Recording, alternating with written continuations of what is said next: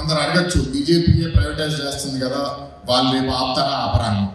రాష్ట్ర ప్రభుత్వానికి లేని నొప్పి కేంద్ర ప్రభుత్వానికి ఎందుకు ఉంటుందండి? ఇక్కడ బాధ్యత తీసుకునేది ఎవరు?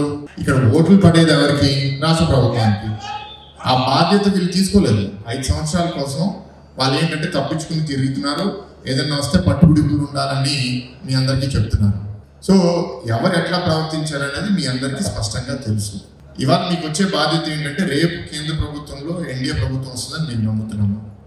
రాష్ట్రంలో తెలుగుదేశం, జనసేన, బీజేపీ కుటుంబంతో ప్రభుత్వం వస్తుందని మేము నమ్ముతున్నాము. ఇక్కడ కాపాడుకునే బాధ్యత మేము తీసుకుంటాం. కానీ మెసేజ్ మాత్రం ఢిల్లీకి వెళ్ళాలి అంటే 40,000 మెజారిటీతో మీరు ఇస్తే నేను ఒప్పుకోను. నేను మీ తరపు నుంచి నేను పోట్లాడాలి, గాజువాకలో స్టీల్ ప్లాంట్ మీద ఫీలింగ్ చాలా బలంగా ఉంది అని మీరు నన్ను బలపరచాలి, పల్లా గారిని మీరు బలపరచాలి అంటే మినిమం మీరు 75,000 నుంచి 1,00,000 మెజారిటీ మీరు ఇవ్వగలగాలి.